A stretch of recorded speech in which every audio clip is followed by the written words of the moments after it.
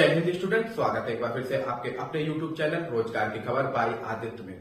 तो बच्चों में काफी कंफ्यूजन है कि 69,000 जो शिक्षक भर्ती का अब नया लिस्ट जारी होगा तो उसमें कैसे अनरिजर्व कैटेगरी के मार्क्स घट सकते हैं या ओबीसी या एससी कैटेगरी के मार्क्स बढ़ सकते हैं। इस पर हम पूरी डिटेल में जानकारी लेंगे। इसके अलावा जेईई 2016 के फाइनल रिजल्ट रिलेटेड अपडेट से भी हम जानकारी लेंगे। 2018 का री एग्जाम होगा कि नहीं होगा, इस पर भी हम एक जानकारी लेंगे। केवीएस के रिजल्ट आने की संभावना कब तक है, इस पर भी अपडेट लेंगे। और लास्ट और इम्पोर्टेंट अपडेट लेंगे कि वीडियो का री एग्जाम कब होगा, उस पर भी हम अपडेट लेंगे। तो चलिए चलते हैं वीडियो की ओर। उससे पहले जो भी चैनल पर नया है, चैनल को लाइक और सब्सक्राइब जरूर कीजिए। तो देखिए 69,000 शिक्षक भर्ती में काफी आप सुनने में आ रहा होगा कि जो अनरिजर्व कैटेगरी है उसके मार्क्स घट सकते हैं, ओबीसी कैटेगरी है उसके मार्क्स बढ़ सकते हैं, और एससी कैटेगरी है उसके मार्क्स भी बढ़ सकते हैं या घट सकते हैं। अब देखिए जैसा कि जब आपका आया था कोर्ट का फैसला, तो आपने देखा था कि इससे सबसे ज्यादा नुकसान अगर किसी कैटेगरी को हो रहा था तो वो कैटेगरी थी ओबीसी कैटेगरी। अब उसका रीजन क्या है, देखिए रीजन ये है कि मान लीजिए लगभग 13,000 के आसपास ओबीसी अनरिजर्व कैटेगरी में सेलेक्ट हुए। लगभग 13,000 के आसपास ये आंकड़ा है ओबीसी का जो अनरिजर्व कैटेगरी में, जबकि एससी का 1,000 प्लस का ये आंकड़ा है। ठीक है, ओबीसी का आंकड़ा 13,000 का है। अब हुआ क्या था कि पहले जो नई कैटेगरी आ रही थी, जो पहले लिस्ट बनी थी, उस लिस्ट के तहत आपको ये पता होना चाहिए कि पहले आपका जो पूर्णांक था टोटल आ रहा था जो, उस पर आपका मेरिट लिस्ट बना था। जबकि इस बार क्या होगा कि जो फैसला कोर्ट का इसके साथ में जो सुपर टेट में आपके मार्क्स होंगे, सुपर टेट में जो आपके मार्क्स होंगे ना, उस पर आपका अफ लिस्ट बनेगा। पहला क्या था कि सुपर टेट के बाद ऐड करने के बाद एकेडमिक बन रहा था लिस्ट। अब क्या है, आपका सुपर टेट पे लिस्ट बनने वाला है। अब सुपर टेट में जो बच्चे 97 मार्क्स ओबीसी से पा रहे थे, 97 मार्क्स ओबीसी से पा रहे थे, और सॉरी 97 कह रहा हूँ, हाँ 97 मार्क्स ओबीसी से पा रहे थे या 96 मार्क्स ओबीसी से पा रहे थे, जबकि अनरिजर्व कैटेगरी का जो कट ऑफ था वो 97.3 था। अनरिजर्व कैटेगरी का कट ऑफ कितना था, 97.3 था। और ओबीसी जो 97 पा रहे थे, 96 पा रहे थे, वो पूरा पूर्णांक जब उनका आ रहा था तो वो 100 के ऊपर चले जा रहे थे, 100, 105, 106। तो उन्हें अब तक क्या किया गया था, अनरिजर्व कैटेगरी में डाला गया था। लेकिन अब वो बच्चे आएंगे कहाँ, ओबीसी में वापस। ठीक है, कोर्ट के फैसले के अनुसार अब वो आएंगे ओबीसी में वापस। और जब वो ओबीसी में आएंगे वापस तो होगा क्या कि अब जहां पे ओबीसी का कम कट ऑफ गया हुआ था, क्यों गया हुआ था, क्योंकि जो ओबीसी के हाईएस्ट मार्क्स होल्डर थे, जो ओबीसी से फॉर्म भरे थे और हाईएस्ट मार्क्स पाए थे, वो चले गए थे अनरिजर्व कैटेगरी में। लेकिन अब वो होंगे बैक।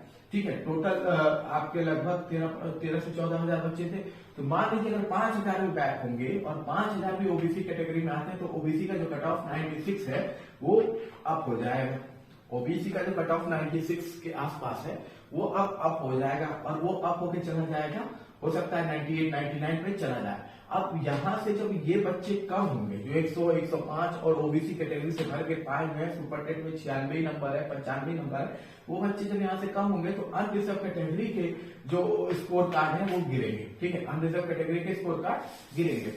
यही चीज सेम प्रोसेस आपका एससी में भी होगा, एसटी में भी होगा। हालांकि एसटी से कोई नहीं है, एससी से ही ज्यादा है बच्चे जो है 1000, उसमें भी बहुत कम बच्चे बैक करेंगे। ठीक है, तो ये प्रोसेस होगा जिसकी वजह से ओबीसी का कट ऑफ बढ़ सकता है, एससी का भी कट ऑफ थोड़ा बढ़ सकता है पर उतना नहीं हो सकता, या ओबीसी का कट ऑफ अनरिजर्व तक जा सकता है, और अनरिजर्व का कट ऑफ घट भी सकता है या उतना ही रह सकता है। अब ये डिपेंड करेगा, देखेंगे नई लिस्ट पे क्या आता है, वो भी आपको जल्दी देखने को मिलेगा। तो यही एक वजह है जिसकी वजह से लोग कह रहे हैं कि आपका मार्क्स जो है ओबीसी कैटेगरी का बढ़ सकता है और अनरिजर्व कैटेगरी का घट भी सकता है या उतना रह सकता है। ओबीसी के बढ़ने के चांसेस ज्यादा है कट ऑफ के, या तो वो ईडब्ल्यूएस के बराबर हो जाएगा, सॉरी अनरिजर्व के बराबर हो जाएगा, या फिर उससे आगे भी जा सकता है। तो ये है ओवरऑल प्रोसेस। ठीक है, अब इस प्रोसेस में नुकसान ज्यादातर ओबीसी कैटेगरी में ही आपको देखने को मिलने वाला है।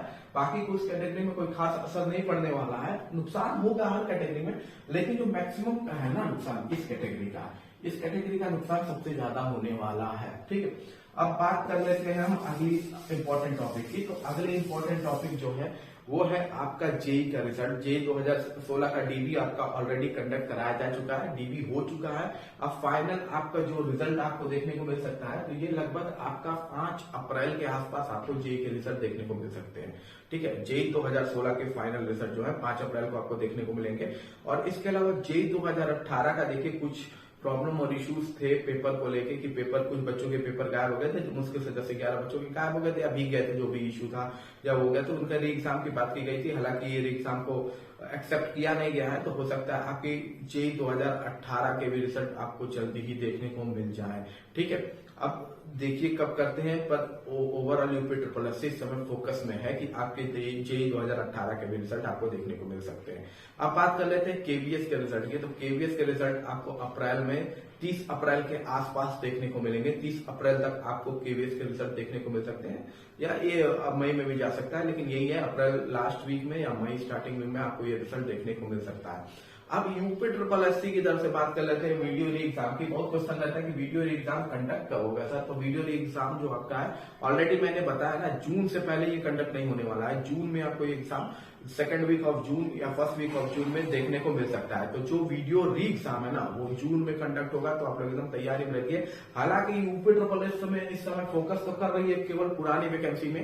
उन्होंने पैट जो जैसे है ना, पैट 2022 हर साल में ये तो होता जा रहा है ना एग्जामिनेशन पैट, हर साल में फिर 2023 हो जाएगा, फिर लेकिन वैकेंसी कहाँ की चल रही है, वैकेंसी 2016 से 2021 की चल रही है। ठीक है, या क्लियरेंस किसका चल रहा है, यहाँ आपका क्वालिफाइंग पेपर होते चले जा रहे हैं, होते चले जा रहे हैं, बच्चे इतने पेपर देते चले जा रहे हैं और एग्जामिनेशन चल रहा है यहाँ।